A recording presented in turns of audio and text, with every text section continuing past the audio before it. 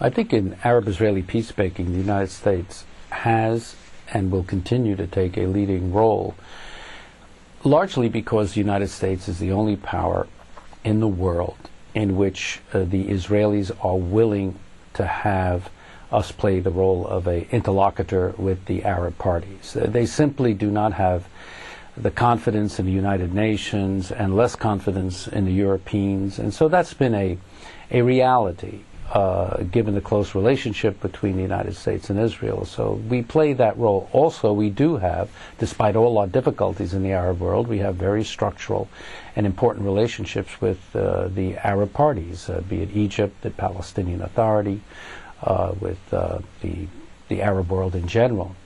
So we can play that role, and we can lead the international efforts to support peace, both European, Russian, Chinese, and in the Arab world itself. So the role of the American president is, I would say it's critical.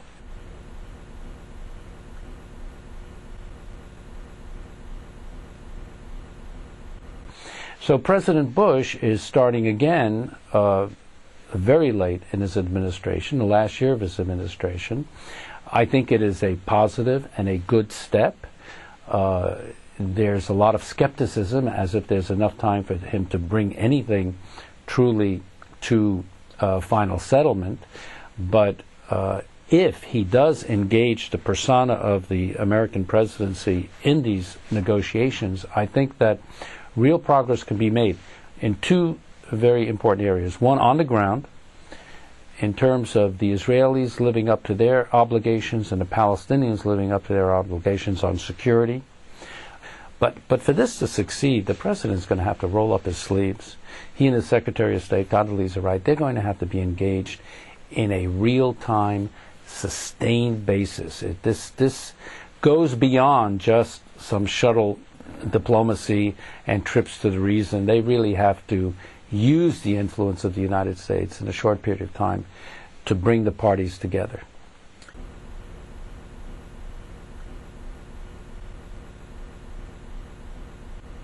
Yes, I can. I think there have been years of negotiations between the Israelis and the Palestinians, and also, for example, between the Israelis and the Syrians on the northern front. There are very few issues on the Israeli-Lebanese side. I think once there is progress on the Israeli-Syrian negotiation, the Lebanese negotiations will be brought home very quickly. But if you take a look at what was achieved during the Clinton administration at the end, they failed to come to a settlement.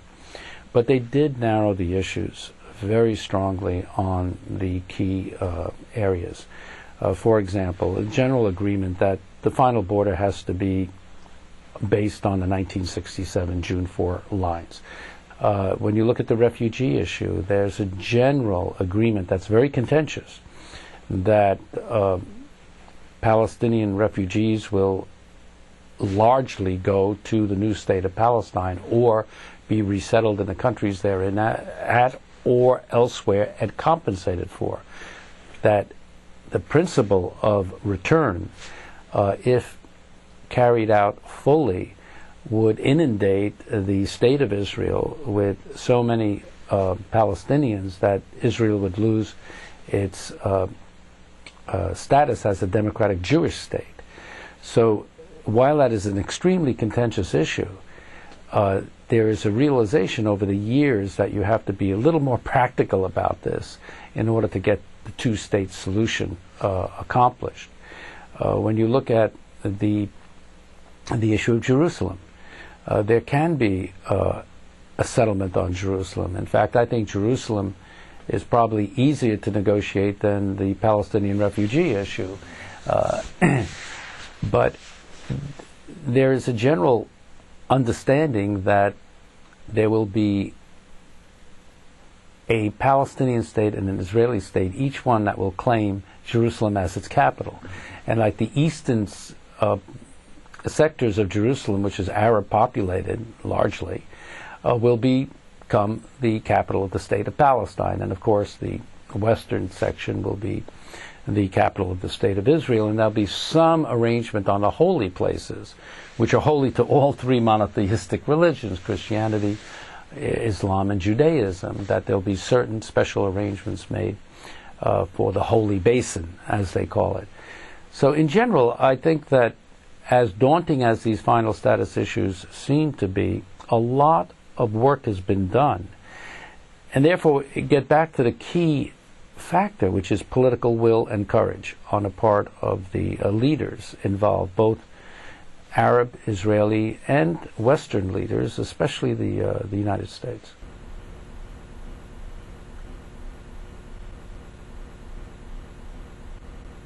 This is an incredibly difficult phenomenon to deal with, and it's, as you know, relatively recent. In 2006, Hamas won the elections in the Palestinian territories. Then in 2007, they committed this coup in Gaza and took over Gaza militarily, given the differences between Hamas and the Palestinian Authority.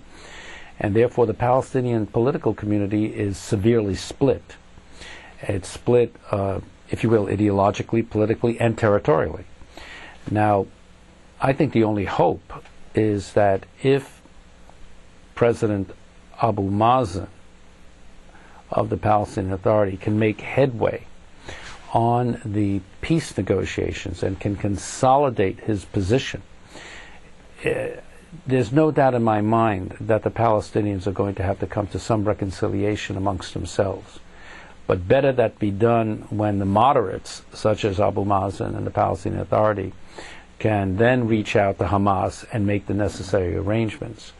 But that, I think Abu Mazen's hand has to be strengthened before there can be any sort of political incorporation of Hamas into the Palestinian entity.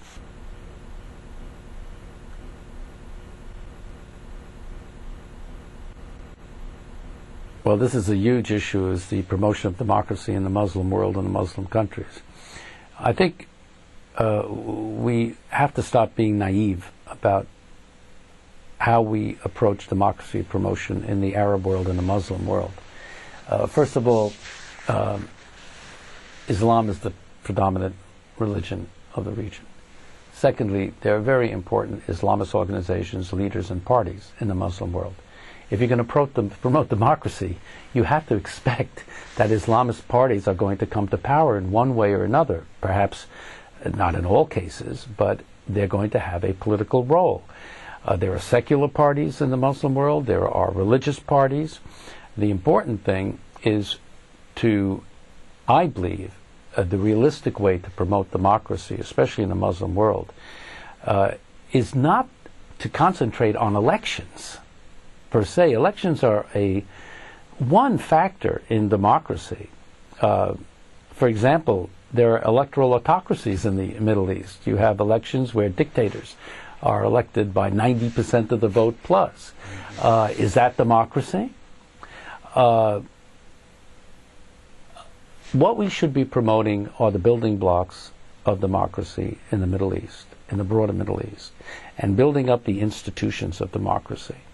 That means the rule of law and judiciary systems that are independent, political parties, civil society, NGOs. In other words, the rule of law, the adoption of the principle of the alternation of power, which means that if you're elected in this round, your party, and you lose during the next elections, you step aside peacefully.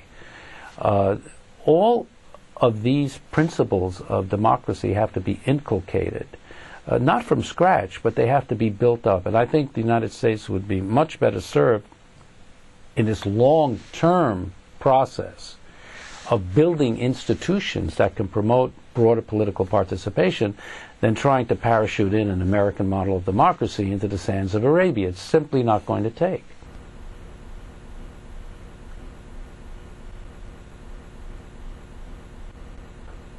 I am a proponent of engagement with our adversaries. I think that that's really one of the most important things diplomacy is about, is really negotiating with your adversaries and your enemies.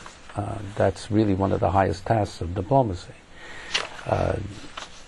I think the United States especially has nothing to lose by talking, unless we feel so insecure about ourselves that we think talking is a concession. talking becomes a concession only if you're willing to give up things up front. And I don't think any American administration, Democratic or Republican, is that naive. A lot of people refer to President Ronald Reagan, who had very strong convictions about communism in the Soviet Union. And he branded the Soviet Union as the evil empire.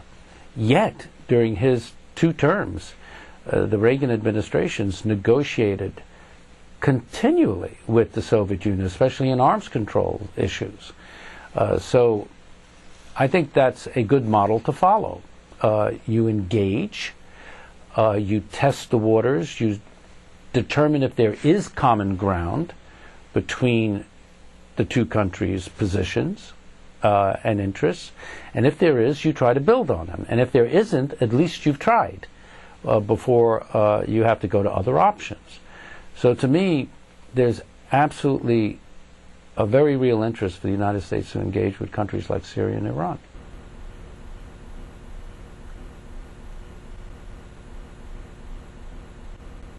Well, Syria has a major interest, for example, in regaining the Golan Heights, which it lost to Israel in the 1967 war.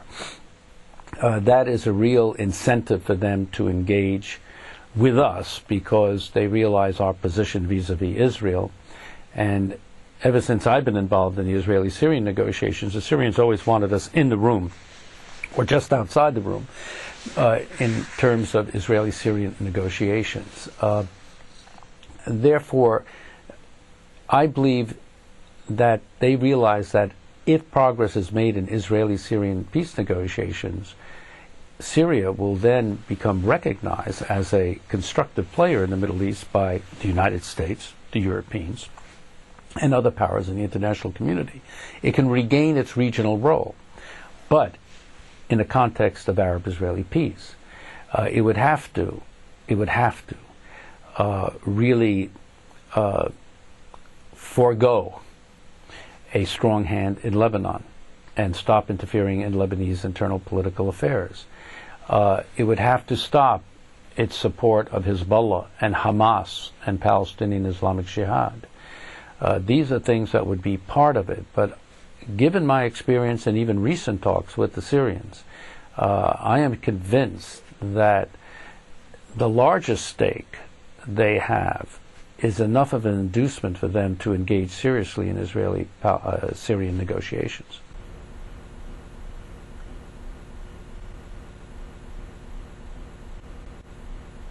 In all my discussions with Israeli officials and military personnel on high and at different levels, they are very interested in an Israeli-Syrian peace agreement because that would truly stabilize Israel's northern front.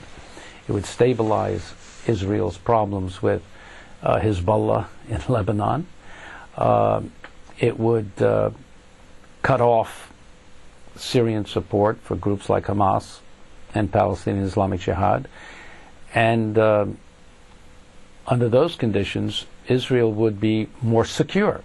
And when I say more secure, Israel will not be giving up its military superiority in the region, but it would have eliminated one of the most important military Arab powers on its borders as an enemy. So yes, the Israelis are very, very interested in Israeli-Syrian peacemaking.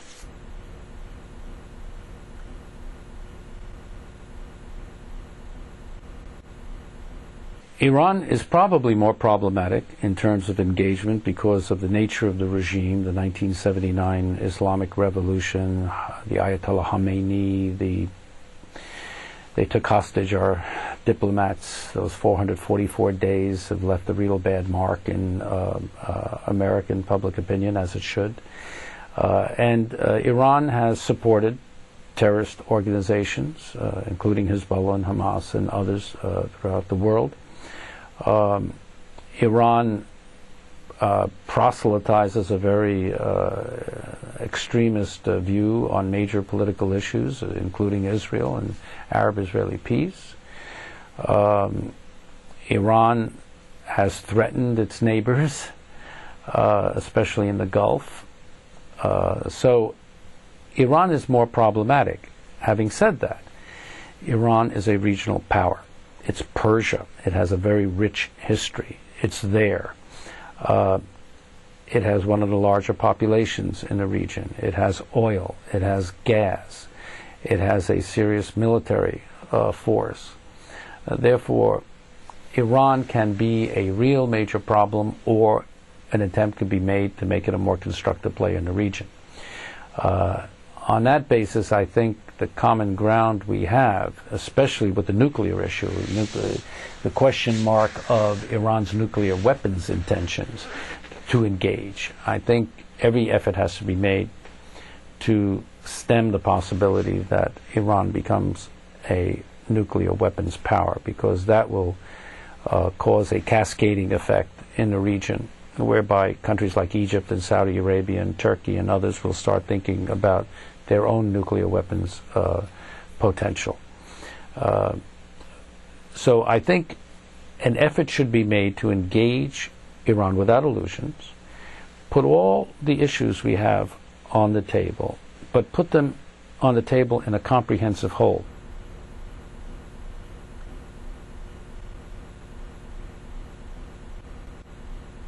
My own belief is that we will never get Iran to really deal with the nuclear issue seriously unless we have a comprehensive set of issues on the table. The Iranians feel that the United States' main policy is regime change in Tehran.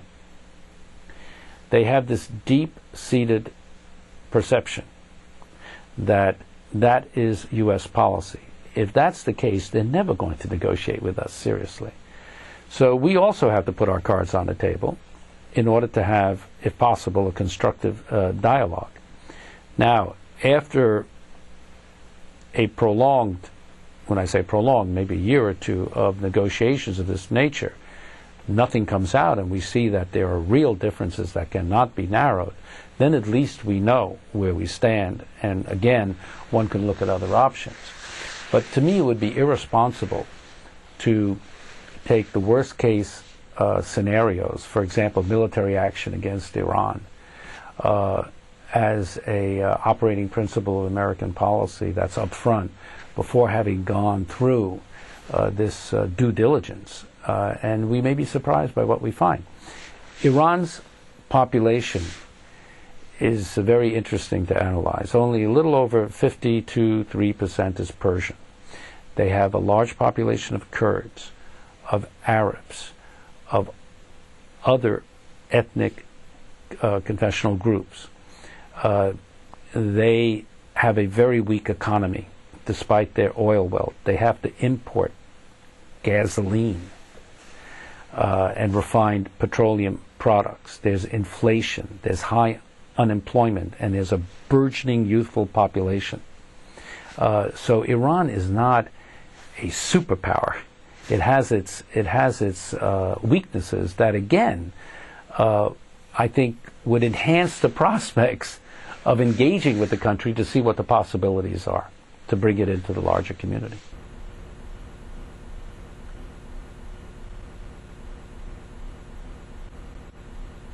I think we can. I'm not a proponent of the breakup of Iraq, even though it was in many ways artificially created by the British after World War I and the fall of the Ottoman Empire. But the British drew a lot of lines in the sand throughout the Middle East, and you can trace a lot of our problems today to the artificial divisions made by the French and British colonialists, and Iraq was one of those.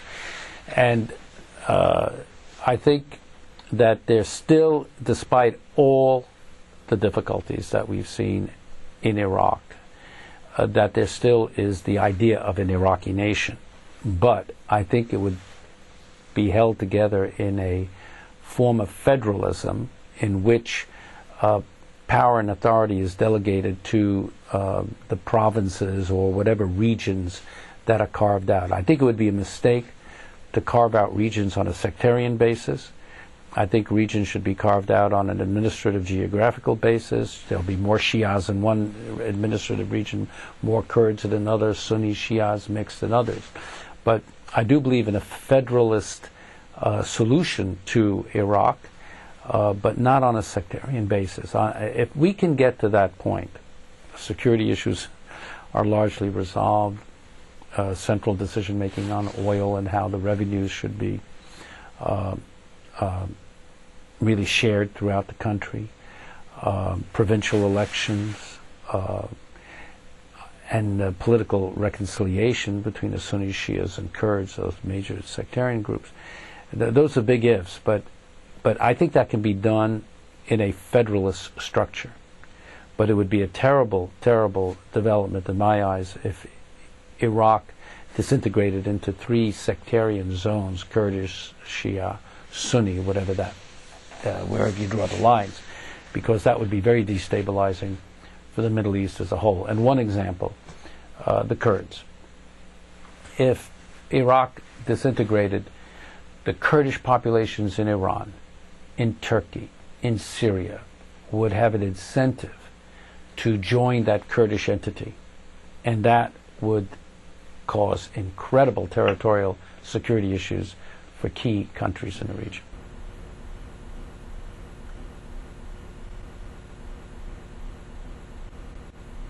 In terms of U.S. strategy toward the broader Middle East, I think it's really important for whoever the next president of the United States is, the next administrations that come, to realize that this struggle within the world of Islam is their struggle between the forces of extremism and radicalism and the forces of moderation, between the forces of modernity and a very orthodox view of tradition. And this is their struggle. It is theirs to decide. But given our influence in the world, we can help influence that struggle, but we cannot decide it. That's very important. So we should not be that interventionist, but we should do what we can to help the forces of moderation marginalize the radicals and the extremists in the Muslim world.